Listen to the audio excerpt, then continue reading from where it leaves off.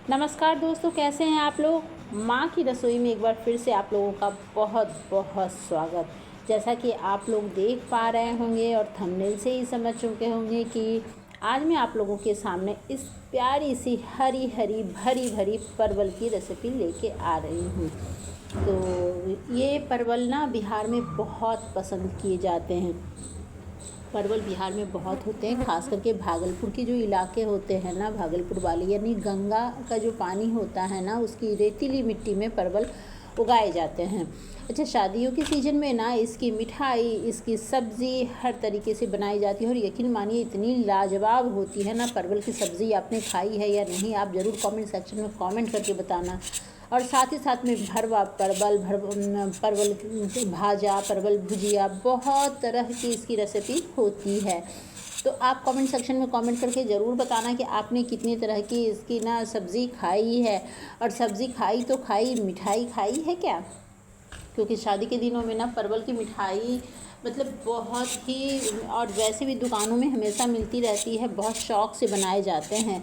तो ये मैं न इसको बनाने में ना लगभग 2 से 3 घंटे लगते हैं, लेकिन मैं आज आप लोगों के सामने इंस्टेंट परवल की मिठाई बना के बताऊंगी, जो लगभग 15 मिनट के आसपास आपको लगेंगे। वीडियो बनाने में तो फिर भी 17-18 मिनट लग गए, लेकिन आप घर में बनाओगे ना इंस्टेंट तो ये 15 मिनट में हो जाएंगे तैयार।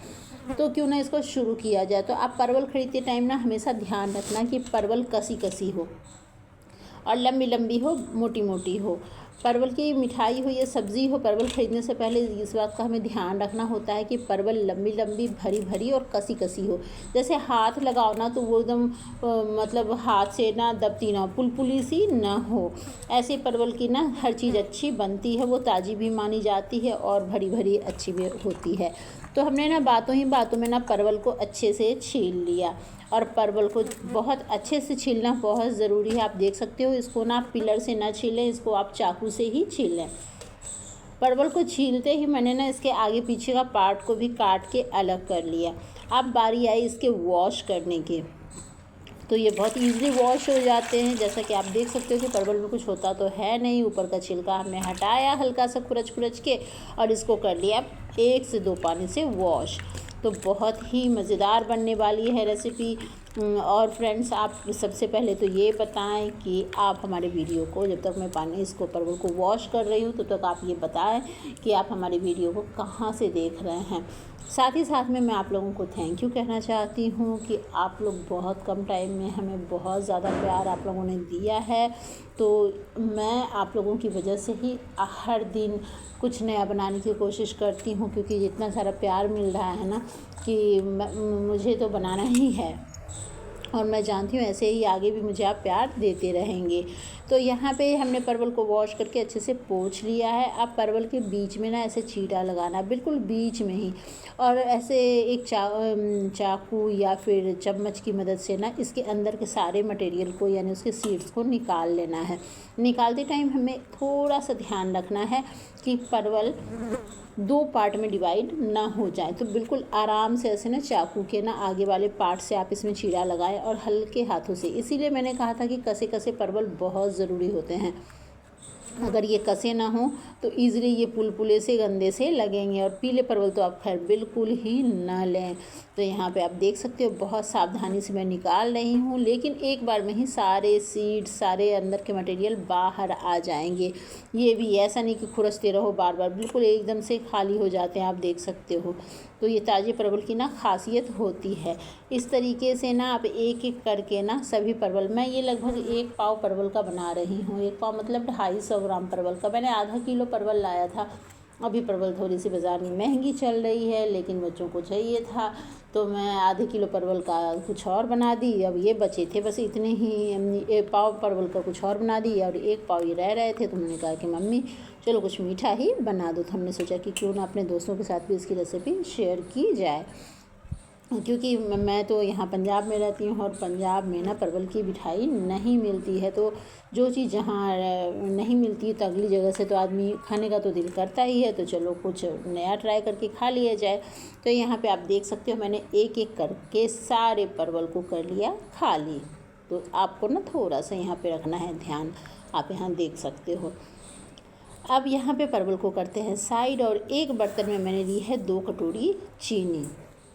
तो आप ये ध्यान रखना कि 250 ग्राम परवल में लगभग 300 ग्राम के आसपास हमें चीनी का इस्तेमाल करना है। तो मैंने 2 कटोरी चीनी ली है और पानी हमें 1 कटोरी डालना है। हालांकि इतनी चीनी लगेगी नहीं, लेकिन शुरुआत में हमें चाहिए, बच तो सारी जाएगी लेकिन हमें चाहिए। तो जितनी चीनी होगी ना उतने ही पानी आप डालें। बिल्कुल जलेबी की तरह। आपने जलेबी नोटिस किया कि जलेबी चाशनी में डूबनी चाहिए, और डूबने के बाद निकल जाती है तो सारी चाशनी पड़ी रहती है। बिल्कुल ऐसा ही आज कुछ होने वाला है। अब जैसे ही चाशनी में उबाल आ जाए ना, आप यहाँ पे परवल को डिप कर दें उबलती हुई चाशनी में। और यहाँ आपको हीट बिल्कुल भी कम नहीं करना है, बिल्कुल ऐसे तेज़ हीट ही रखना है ताकि फटाफट से वापस ये चाशनी में उबाल आ जाए। हाँ, यहाँ पे मैं बताना चाहूँगी कि काफ़ी लोग ऐसा होता है ना कि कहते हैं पहले परवल को एक बार स्टीम लगा लो, नहीं तो बाद में खाने में ये हरी हरी से महक आती है। लेकिन मेरी गारंटी है कि आप चाशनी में ही अच्छे से उबालेंगे ना तो कभी हरी हरी महक नहीं लगेगी, मतलब बिल्कुल भी नहीं लगेगी। ऐसे ही आप देख सकते हो। हाँ, आप पानी में उबालते टाइम लोग हल्का सा कलर डाल देते हैं तो वो अलग, तो हमें इस बात का ध्यान रखना है। तो आपकी मर्ज़ी हो तो आप हल्का सा स्टीम लगा सकते हो, और नहीं तो फिर आप इस तरीके से डायरेक्ट आप चाशनी में भी, मैं देखिए अलटते पलटते इसको स्टीम लगा रही हूँ, उबाल रही हूँ।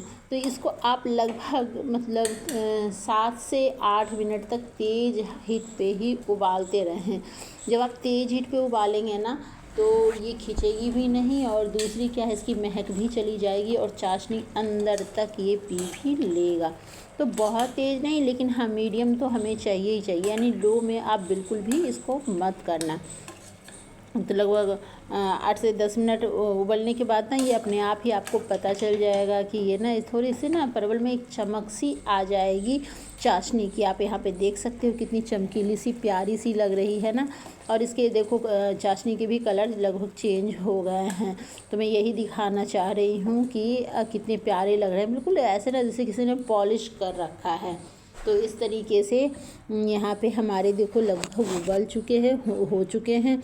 यहाँ पे मैंने स्टोव का फ्लेम कर दिया है ऑफ, और इसको रखते हैं ढक के ठंडा होने के लिए। अभी हमें इसको बिल्कुल भी नहीं छेड़ना है जब तक कि ये ठंडा ना हो जाए।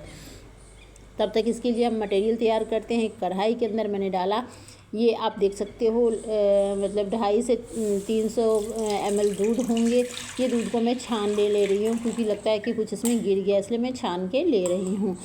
तो ये 250 से 300 ml तक दूध होंगे, और जब दूध को मैंने गर्म होने छोड़ दिया, यहीं पे मैंने 2 चम्मच मिल्क पाउडर भर के लिया है, 2 चम्मच भर के। तो आप यहाँ पे अगर मिल्क पाउडर नहीं है आपके पास तो आप मलाई या फिर फुल क्रीम मिल्क को थोड़ा सा ज़्यादा दूध ले लें, 1 लीटर दूध ले लें या इस टाइप से।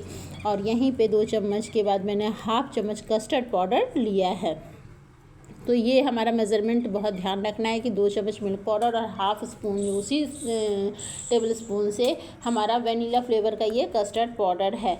तो अब यहाँ पे आप देख सकते हो कि दूध में कितनी प्यारी उबाल आ रही है, और इस तरीके से ना हमारी दूध कितनी अच्छी खुशबू भी दे रही है। तो अगर आपके पास मिल्क पाउडर नहीं है तो फिर आप दूध की मात्रा बढ़ा दें या फिर उसमें मलाई डाल दें। अगर वो भी नहीं करना है तो आप बाज़ार के ना खोए ले आए थोड़े से बस। तो मैं तो ये, लेकिन मैं घर में इस तरह को बना रही हूँ क्योंकि 7 से 8 मिनट में ये खोए हो जाएंगे तैयार, क्योंकि वो जब मिठाई इंस्टेंट है तो खोए भी इंस्टेंट ही होंगे। तो यहाँ पे मैं अब चलाते हुए ऐसे ना, आप एक साथ बिल्कुल भी मिल्क पाउडर और कस्टर्ड पाउडर जो मिक्स किया हमने ना उसको एक साथ हमें नहीं डालना, नहीं तो गांठें पड़ जाएंगी। तो मैं एक हाथ से चलाती जा रही हूँ और दूसरे हाथ से डालती जा रही हूँ ताकि लम्स ना पड़े। यहाँ पे आप देख सकते हो कि किस तरीके से दोनों हाथ का मैं इस्तेमाल कर रही हूँ। लगभग इसको मतलब बिल्कुल भी रोकना नहीं है, चलाते जाना है फ्रेंड्स। इस तरीके से कभी भी आप इस मिठाई में नहीं, किसी भी मिठाई में जब मिल्क पाउडर या कस्टर्ड पाउडर डालते हो ना तो ऐसे चलाते हुए जाओगे ना तो कभी भी गुठलियाँ नहीं पड़ेंगी, गांठें नहीं पड़ेंगी, और बहुत प्यारा सा टेक्सचर भी होगा। यहाँ पे आप देख सकते हो ऐसे करके मैंने थोड़ा थोड़ा थोड़ा करके, अब ये देखो यहाँ पे फिर से डाल रही हूँ। और बातों ही बातों में ये हमारा पूरा का पूरा मिल्क पाउडर और कस्टर्ड पाउडर दूध के अंदर चला गया। ये बचा हुआ भी चला गया, थोड़ा सा और लगता रह रहा है, बस ये हो गए ख़त्म। अब इसको चलाते हुए, अब ये इतना जल्दी खोया बनने वाला है ना कि आप सोचोगे कि बाज़ार से क्यों ही लाऊं, क्यों ना यहाँ पे फटाफट घर में ही बना लो, क्योंकि बाज़ार जाना और लाना ये अपने आप में एक टेंशन है, ऊपर से घर में ला के इसको गर्म करो, तो क्यों ना फटाफट से घर में ही बना लिया जाए यहाँ पे। अब चलिए इसको ना यहाँ पे हमें इस बात का ध्यान रखना है कि इसको लगातार चलाते जाना है। मैं यहाँ पे स्टील का ही बर्तन का इस्तेमाल कर रही हूँ, क्योंकि मुझे ना बिलीव नहीं होते इस तरीके की उबलती चीज़ों में देखिए स्पैचुला वगैरह को डालने की। तो चलो ठीक है, वो तो अपने अपने बिलीव की बात होती है फ्रेंड्स। अच्छा, आप घर में खोया कैसे तैयार करते हो और करते हो तो कितना टाइम लगता है? आप देखना आज मेरे इस इंस्टेंट तरीके को इतना क्रीमी टेक्सचर वाला खोया तैयार होने वाला है ना कि आप भूल जाओगे बाज़ार से खोया लाना।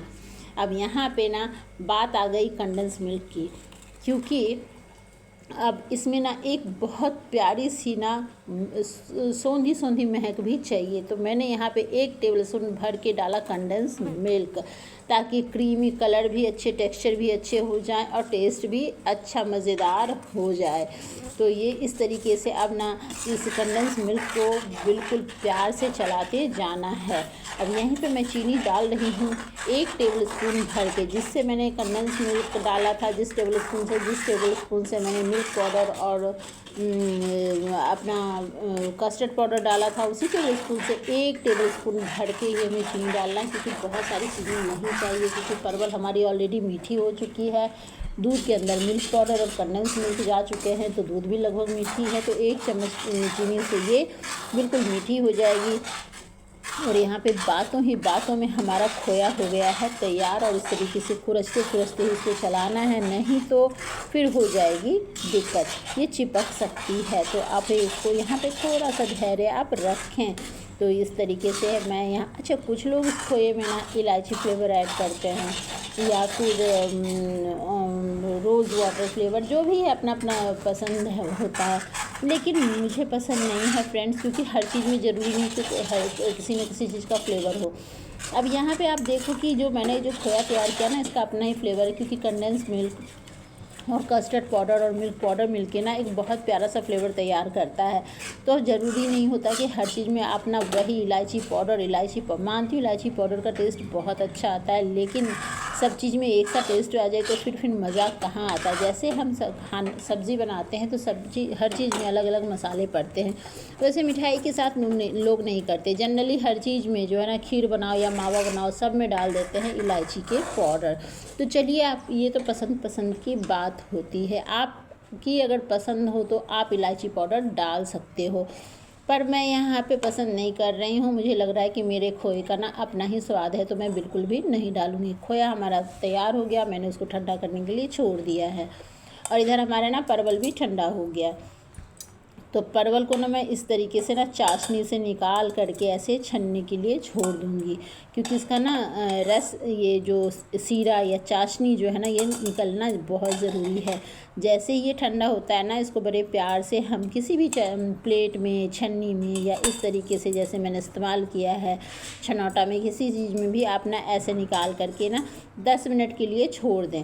उधर हमारा खोया भी हो रहा है ठंडा, तो ये भी तो 10 मिनट में ये भी निकल जाएंगे। और खोए को भी मैंने रख दिया है पंखे में। आप चाहो तो उसको ज़्यादा टाइम भी ले सकते हो, लेकिन मेरे पास ना, मैं जो काम करना है तो मेरे को लगता है बस फटाफट से कर ही डालो, तो मैंने पंखे में खोए को छोड़ दिया है। खोया हमारा ठंडा हो रहा है। जैसे ही खोया हमारा ठंडा होगा और ये चाशनी भी बाहर बिल्कुल अपनी एक्स्ट्रा चाशनी निकल जाएगी। आप देख सकते हो खोया कितना मज़ेदार बना है ना, इसके कलर, इसके टेक्सचर आप देख के समझ सकते हो।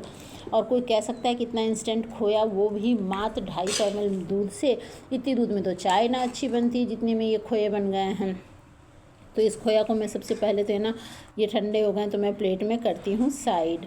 और थोड़ा खोया तो बनते बनते ही हम लोगों ने खा पी भी लिया। चलो ठीक है।